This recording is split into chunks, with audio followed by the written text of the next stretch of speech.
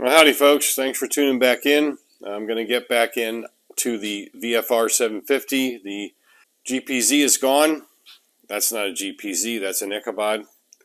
And that went home with the customer yesterday. I really wanted to kind of do a summary or a wrap-up video on that and show you how it ran, and maybe try to get my ancient original GoPro to, to cooperate, I guess would be the word. Maybe do a little bit of running video. But circumstances occurred yesterday where my customer had to pick it up during a pretty narrow time window. So he came over and wife dropped him off and he rode it home. So yeah, unfortunately I couldn't do that. So this is what we're going to get on now. Naturally, you can see, obviously, really, you can see that the engine is back in the frame. Now, I did not video that because you would have been bored. And it was a nightmare. It was difficult to do it with just me. I tried it by putting the motor on a jack and lifting it up into the frame.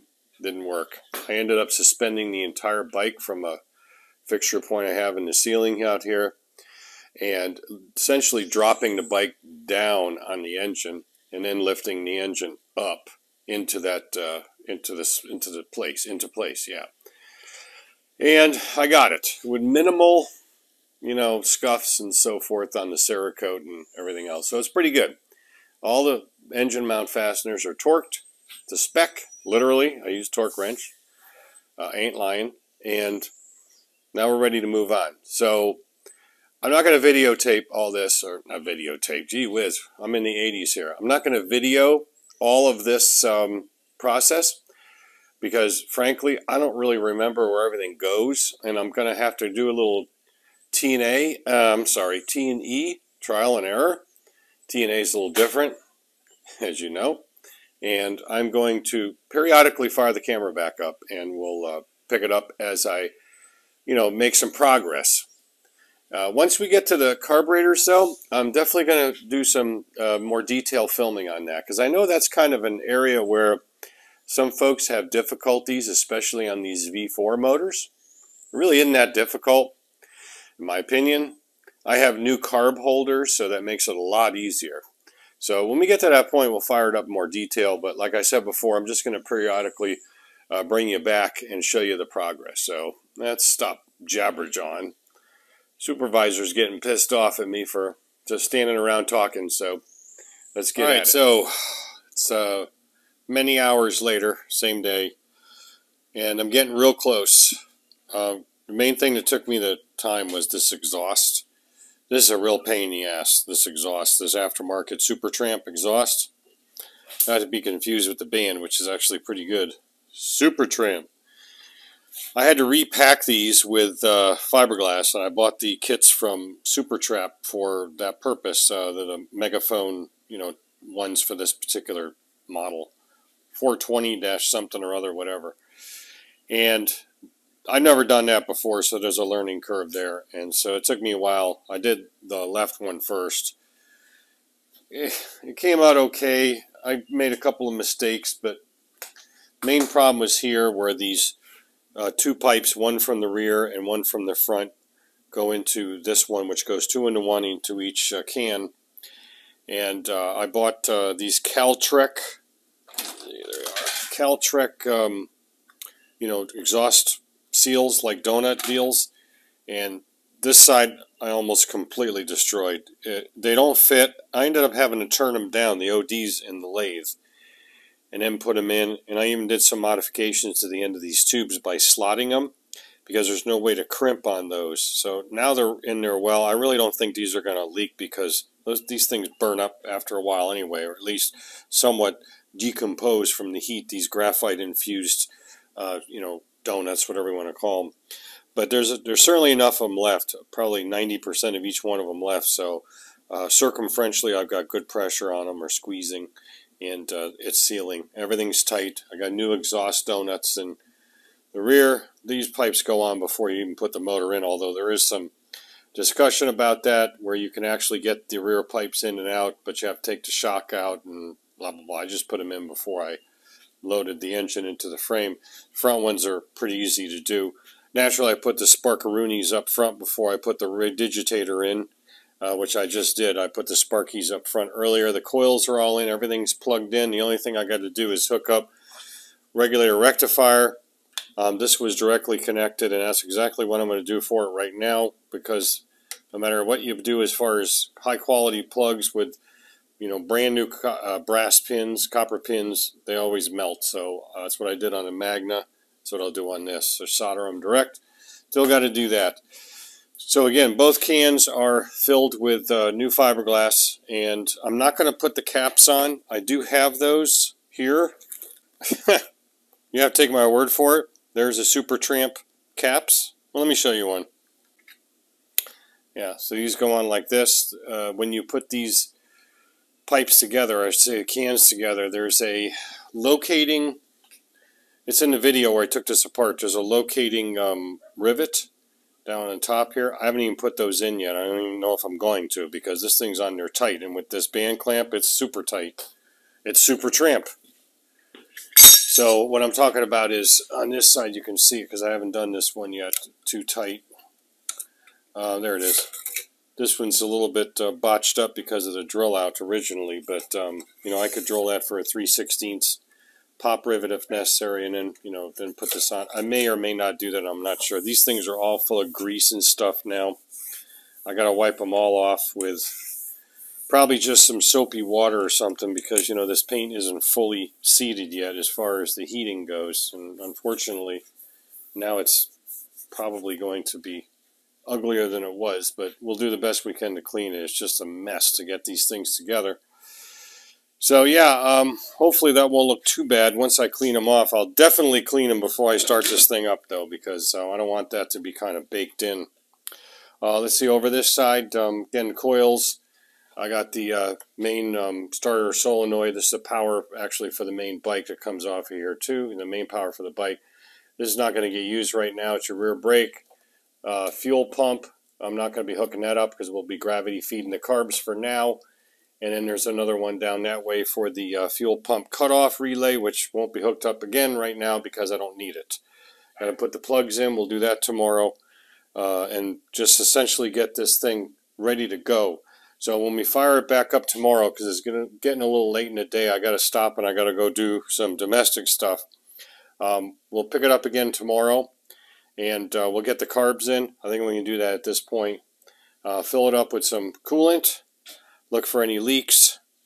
Fill it up with oil, and I still got to put a filter on. It's over there. Well, the filter's not there. The filter's in a box. Nobody puts baby in a box.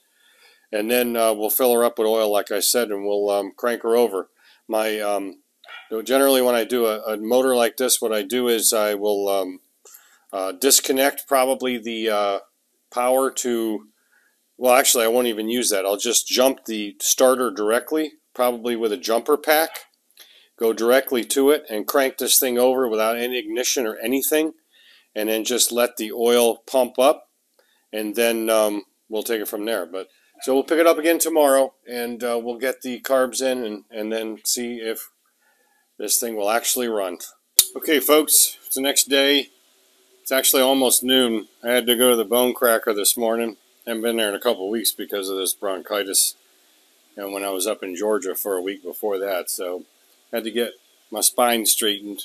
So I did a few other things after getting back, and actually a little bit before that appointment too. And we're up to the point now where we can put these carbs in.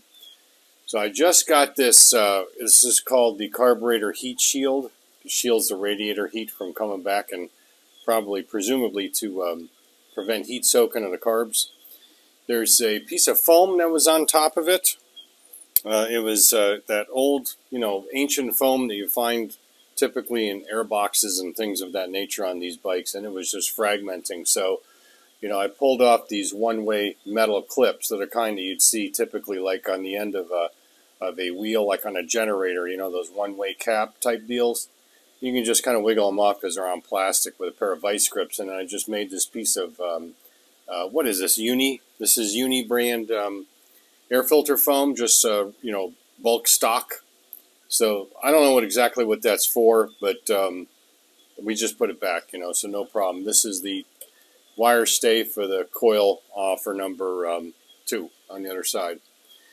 And we got everything else hooked up. Plugs are all in, and all the cooling system stuff is hooked up. I put the instruments on this morning. These need to be pulled off again and thoroughly cleaned and restored to make them look better. I mean, they are real nasty looking, and they smell like, you know, that musty, moldy smell. So I will be doing that, but right now it's not terribly important. I just need to have a display. Oh, I forgot to hook a wire up here to see the neutral light and to see oil pressure light go out and things like that when we finally get this thing to bark off, which will be soon, hopefully. So we're going to talk about installing the carbs. Now, it varies, of course, on every bike, and a V4 is no different, where one V4 is a little bit different than the other, but for the most part, I'm going to show you a general way to do this. It's sometimes it's a little bit rough as far as getting it in. Sometimes you got to use a rubber mallet and start tapping. Sometimes you don't. But I think I mentioned earlier that the I'm putting in brand new what do you call them? Carb holders, the rubber carb holders, and that helps immensely because these old ones that are on here, they may not be leaking, but they're stiff as hell, and you know they're stiffer than Peter North on a good night. So basically, you want to replace these basically on any old bike like this that you're working on. Just shotgun the rubber on the carburetor side and pretty much everywhere else too. Just do it. They're not that expensive. So I have the cam positioning sensor hooked up where it needs to go. The wiring, I think I mentioned, honestly didn't remember where everything went. But a lot of times you can do is just kind of throw the wiring and just let it go. And the memory of the wire will kind of fall where it wants to go. And that sort of worked in this case on this bike, but not 100%. So I don't know if that goes back there or not, but I have that restrained back there for now. This is actually the plug-in for your cam position sensor and for your pickups for the ignition. They're down behind here. So that's all hooked up. And I'm going to reroute wiring and things like that to make it a lot nicer later. You know, before I button this up, this is really just kind of to get it together and to see if the thing barks off and continues to run. And then we'll test the shifting to make sure it does indeed go through all gears with the clutch and so forth, which I don't even have that cover on yet. Speaking of that cover, in fact, I haven't even painted it yet. I got the stator hooked up to the regular rectifier, just directly soldered it with heat shrink. This routing sucks too because it's a little short now. It's more of a direct route. It's a little different. It's supposed to be a little different, but I'll fix that at a later time. I lost the nut, the proper nut that goes on the counter shaft here for the sprocket and the washer. I cannot find that anywhere. The sprocket was in a bag, and I would have put the nut and the washer in the bag with it. It is gone, and I have no idea where it went. So I'm going to put a parts order in and get the proper one. This is an M10 125 thread pitch like it's supposed to be, and it actually is very similar as far as the shape of the head goes with the flange head. And just a thin washer, and I just tapped, you know, really quick to hold it in place because, you know, I need something when we start getting some rotation on the shaft and the wheel. That'll be later. And I don't even have this cover painted yet that goes over here, so when you see it later it'll be, you know, just bare metal. I just haven't had a chance to get to it. So I think we'll go ahead and tackle the carbs now. Then we'll fill it with oil, and then we'll fill it with some coolant, and then we'll crank it over before any fuel is put to the carbs by directly going to the starter, either the starter itself down there or the starter main wire up on the starter solenoid. And we'll crank this thing around for a while and get it to build up some oil pressure, move some oil around. Then we'll put fuel to it and see if it barks off. So let's get over to the other side and see what we can do with these carbs. Here is the part number for the carb holders, 16211 ML7 000. It just so happens that they are all the same, all four of them. Keep in mind on all motorcycles that is rarely the case, especially on inline fours, especially the ones that have the vacuum taps on them, because the two on the left, like for 1 and 2, and the two on the right for 3 and 4 will be opposite. So there will be different part numbers for those. But again, in this case, because remember we have vacuum ports, or I should say vacuum taps for synchronization. One is right there, kind of hard to see, and the other one is this little nipple. Where was that thing on this side? Oh yeah, there it is. It's on the bottom of number 3, and then 1 and 2 have the same thing as these screws up in here, you know. So we don't have the tap to worry about on this, and so therefore they're all the same part number. Now, unlike some of the other ones, these do have a orientation as to what side goes to the carb and what side goes to the head. As you can see right there, it says carb, C-A-R-B, and so this side goes up. And there's a little bit of a different look to the bottom of them. And if we look down at the actual, places where they go on the intake side of the cylinder heads, I don't see anything that lines up to that. Because sometimes you'll have them where they clock a certain way, but these I don't think we have that issue. Let me look at the bottom of the carburetors, see if there's anything there. And yes, what we do here, let me see if I can show you this without damaging anything. If you look at the carbs there, this is number 4. What you want to do is you want to see that there's a little cutout right here and a little relief on the bottom.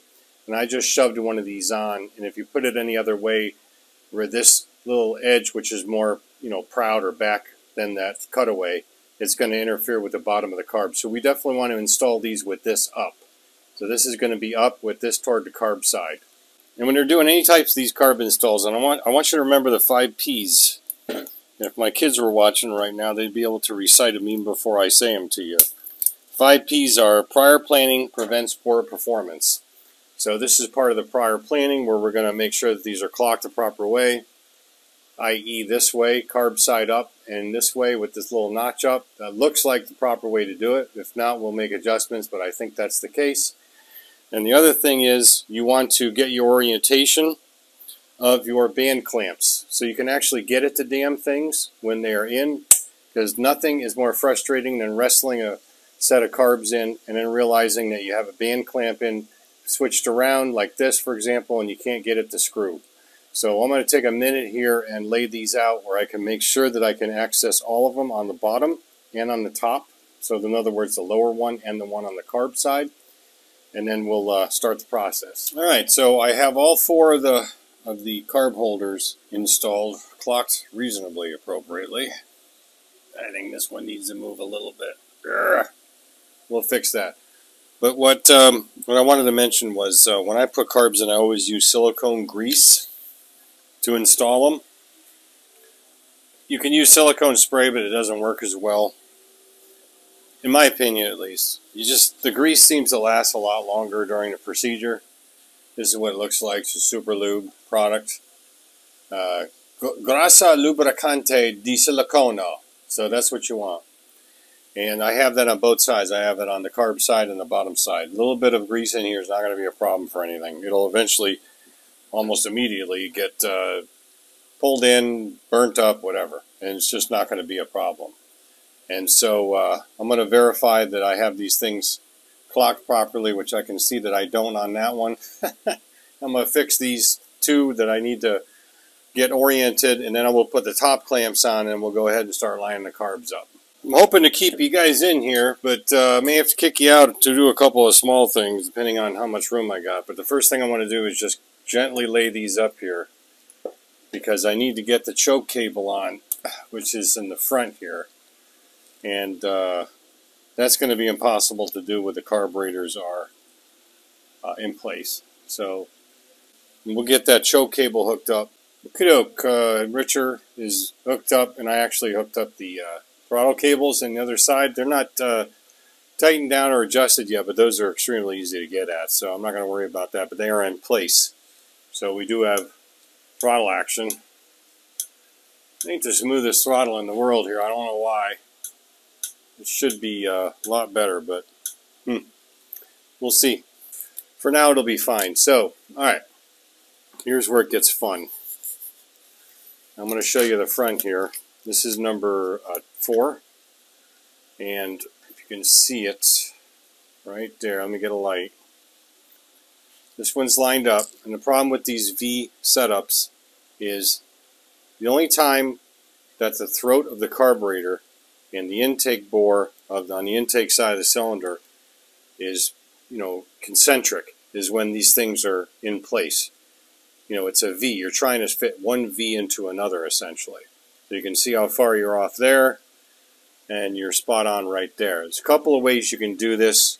The one way I'm going to mention doesn't work too well with these very short carb holders, these very, not very long ones, is I angle them, like on the Magna. I will angle those things so each of them will be cocked upwards, so toward the top of the head, and favoring starting to enter, starting to let the carb enter it, and both sides, and kind of split the difference as far as that error goes, or that difference goes. These are very, very short, so they're going to be difficult to do in that case. I'm going to try to do one thing, though. What I'm going to try to do is I'm going to leave the front ones lined up. I'm going to try to cock the back ones by reaching in with a screwdriver and pushing up on the front edge and cock it upwards a little bit to see if we can get closer up here. Because once we bang these things in, they'll go back in the bottom too. Because these things bottom out on a shoulder that's inside that rubber. So it's not going to be like pushing straight through. Once it shoulders up, it's going to push this thing that way, and it's going to reseat it where it needs to go on the cylinder head side anyway. So that's what I'm going to try first, because I could stick like a screwdriver down in there and try to bend that out, but with the band clamp in place, it's going to be difficult to do, even when you release the band clamp even more. So I'm going to try to pop that up a little bit and get a little angle on the dangle and see if we can start to steer this thing toward home port, okay? This is what I'm talking about. I got it angled up a little bit in the front, so the back is angled backwards, so it's a little closer to lining up, and the fronts are on their way in. So the fronts are straight as far as, so this is number 4. You can see number 4 is, where are you? Pretty much lined up right there. Number 2 on the other side of 4 is the same, and number 1 on the other side of number 3 here is cocked back like that. Now this is where it gets tricky, because sometimes when you do this, that just ends up making it worse, to be honest with you. And it'll try to flip that carb holder right out of the way. So really what has to happen is it has to have pressure down this way, at kind of an angle, not straight down that way. Because what's going to happen is it's going to help to seat number 4 and number 2. And as that goes in, it's going to give you a little bit more movement this way, where this thing's going to move just a skosh forward and get even closer here. Now, as soon as we get this 2/3 of the way home, again, it's going to hit that shoulder inside there and should reseat the whole thing. So we're going to see what happens here. I'm going to get up next to you and we'll give it some pushes down. And sometimes you got to whack it, I got to be honest with you. But I'm going to try not to at this point and see what happens. Okay, so you ain't going. We're going to do a little tappy tap on it. You can't be too aggressive with this, but...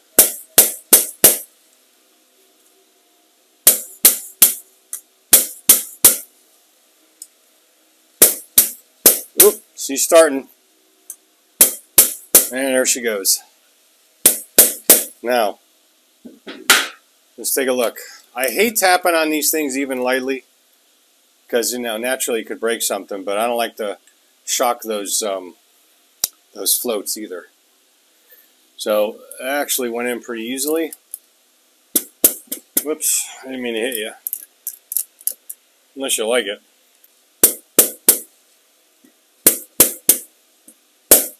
Ow! See that? Guy hit me in the hand. Okay, yeah, so this is how we're going to tell we're all in, because the feature on the carburetor is going to be the same distance away from the rubber. You see that little area on the back there, a little part looks like a jet, jet body.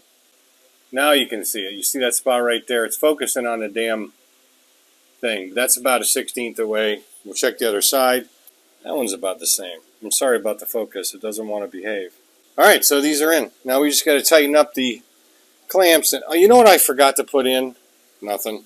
Just kidding. All right, so off camera, what I'm going to do is I'm going to tighten all the band clamps, and then we'll come back and we're going to do those other procedures. I already told you what they were. I can't remember now, but we'll do them in that particular order that I mentioned before. Okay, folks, the band clamps are tight. I don't see anything else I need to do at this point, so I am going to put oil in her. And we're going to find out real quick if I did my job right on splitting this case and putting everything back together, seal-wise, and you know, the material that you use for sealing up stuff-wise and so forth. I did double check the drain plug. It's in and it's tight. I do not know the volume that this thing takes, but we'll just check the dipstick periodically. Oh, I did forget some. Shit, hang on. You think we'll need this? Nah. I'm thinking to myself, I'm going self. That's what I call myself when I'm by myself. I said, self, I know I'm forgetting something. What the hell is it? That would have become air apparent as soon as the oil level from the sump reached that, because that's where it feeds from, directly draining into the filter and then gets filtered out, and then, you know, the pump takes care of it from there. So essentially the pump is drawing it through the filter. So yeah, you probably need that. Now generally speaking, I think this is the way you do this on this one. You check the oil by sticking it back in without threading it in. I'm pretty sure you do these. All these have a thread-in type on Hondas I've ever seen are that way. That gets you the proper oil level. This is, by the way, Rotella 1540 T4. So it's a non-synthetic diesel oil. I use this in everything because this oil is JSO MA MA2 compatible, or meets those standards. See right here, JSO MA MA2, so it's wet clutch standard. It meets that standard for wet clutch. And it's also an excellent oil because it has a little bit more of the zinc and other, you know, minerals and stuff, whatever it has for flat tappet cam engines. So I'd like to use it in the Concourse in particular.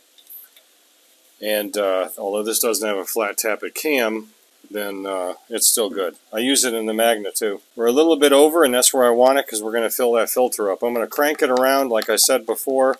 Let's put some coolant in it first so that starts to get circulated as well. I'll do that off camera. That's going to take a little time to burp all that out. When we come back, we're going to get this thing spinning by the starter motor with the ignition off, and we'll get things circulated. Okay, probably for the rest of this, I'm going to take you off the lapel. It does a horrible job of engine sounds and things like that. So I do have a fan running. I apologize, but it's hotter than a mother out here. Mobo. Whoa! Settle down. It's contact.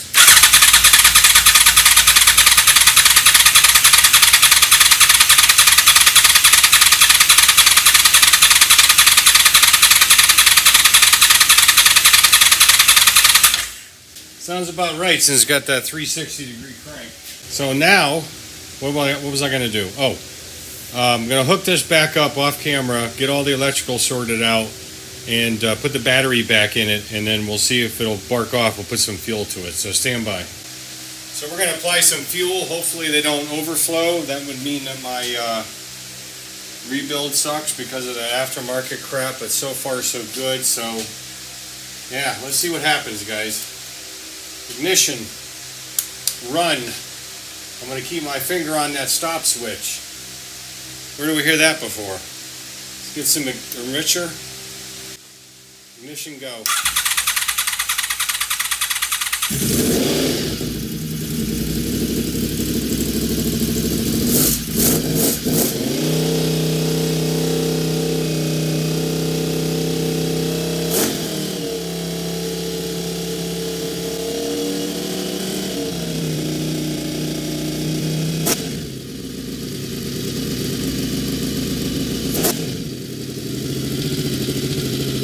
Throttle was sticking a little bit open. I told you it was sticking before.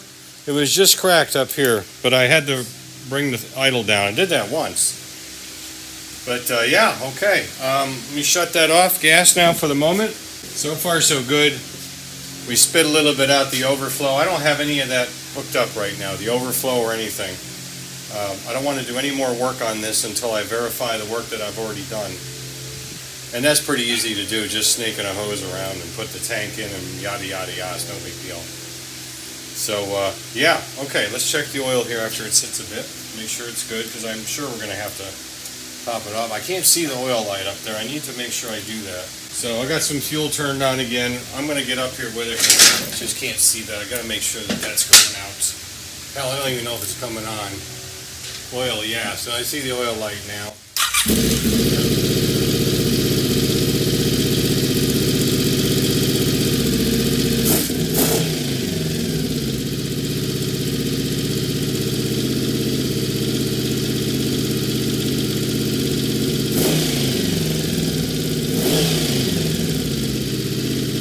There is a problem in this throttle cable.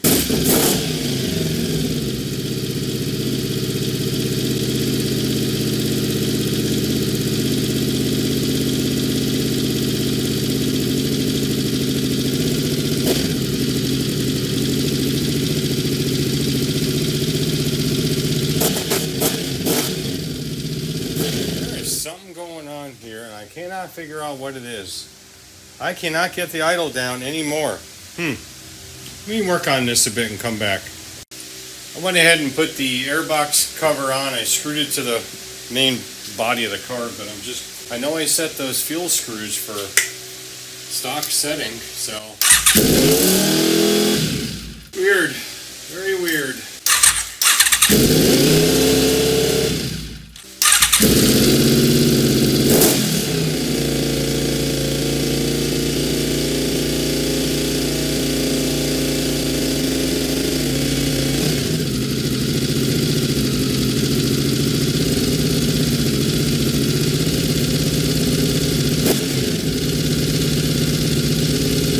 I turn the fuel screws in, the slow screws, one whole turn.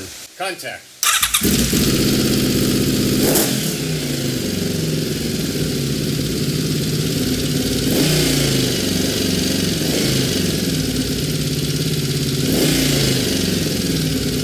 There's something going on here that I'm missing.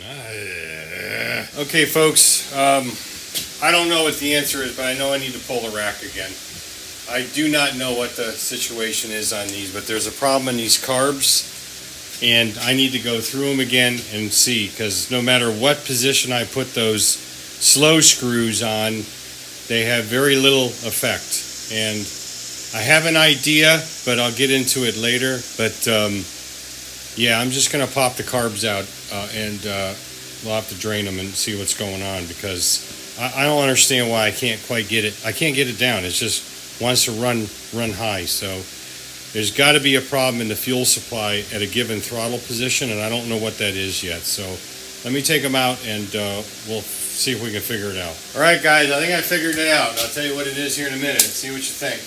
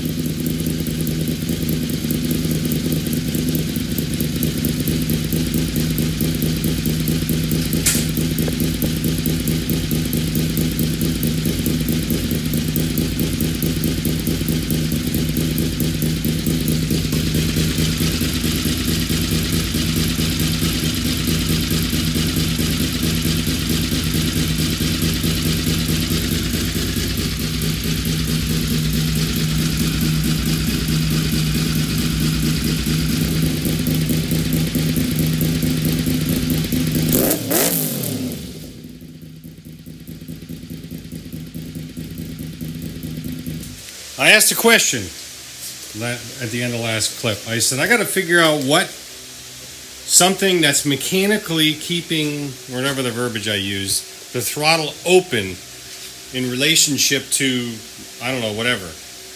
And after I shut the camera off, I went, wait a minute.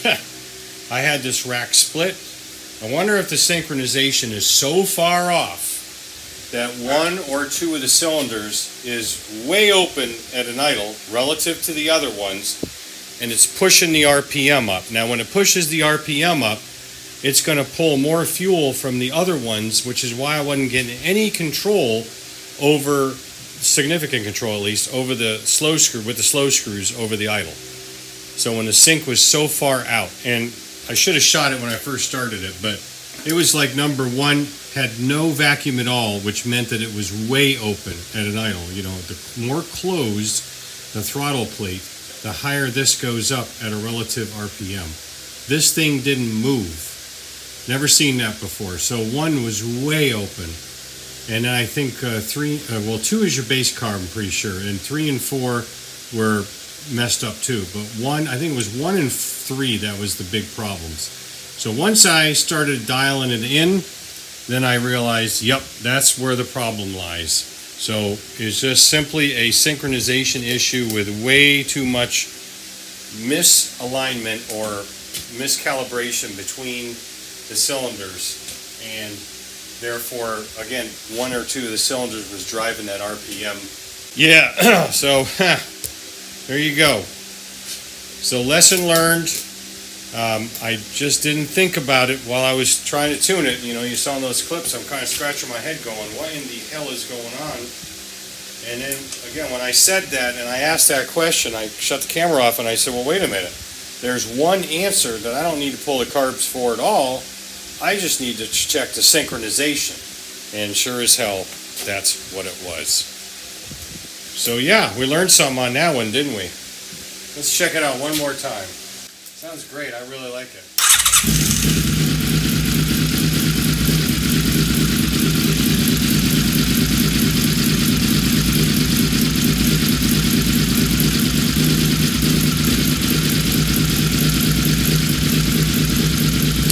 Oh yeah, I love that sewing machine. Woo, woo, woo, woo. That thing is dialed in pretty good. So I just got to do a little bit more tweaking. This thing isn't even hardly warm up. So we're definitely not overheating it. I just topped off the coolant and put the cap on, so I know it's well burped. I mean, we ran all those cycles without the cap on. I don't see any oil leaks yet. I don't know what that is. I don't see any coolant leaks or drips yet.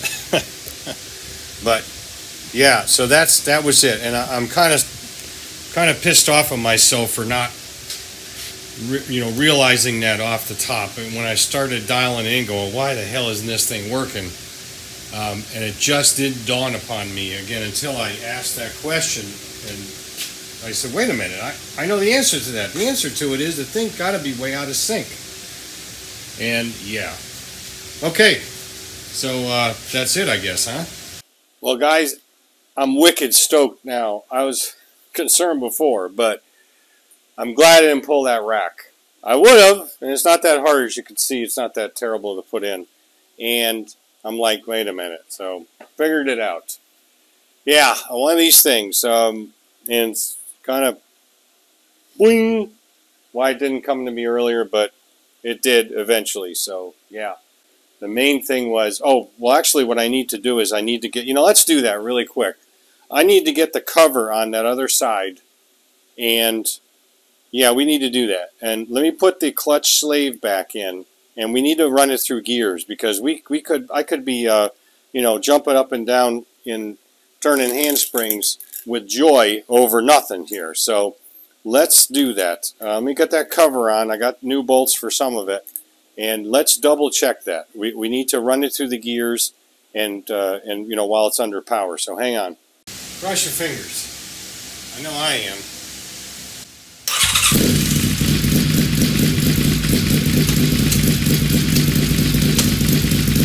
First gear, second gear, third gear, fourth gear, fifth gear, sixth gear, fifth gear, fourth gear, third gear, second gear. Well, that's first gear, I'm sorry.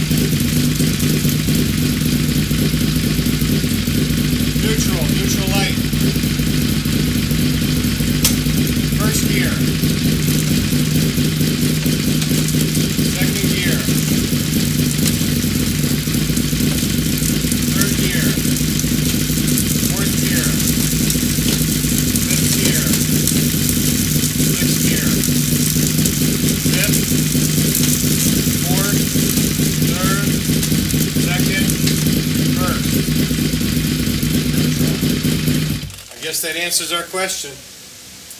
Now you see it jumping around a little bit because there's no load. They're not designed to do this. This thing gonna just slap them back and forth because of the momentum of the rear wheel. In other words, there's nothing to dampen it, nothing to smooth it out. But yeah, we are styling, kids. Yup. So it goes through all the gears just fine. It feels like it would typically feel if you know, it was up in the air like this. The real test naturally going to put a load on it on the road, but I'm very confident there's going to be no issue with that because it goes into the gears no problem. It's fine. It's going in and out. It's locking. I can feel it locking in the gear, so I think we're good.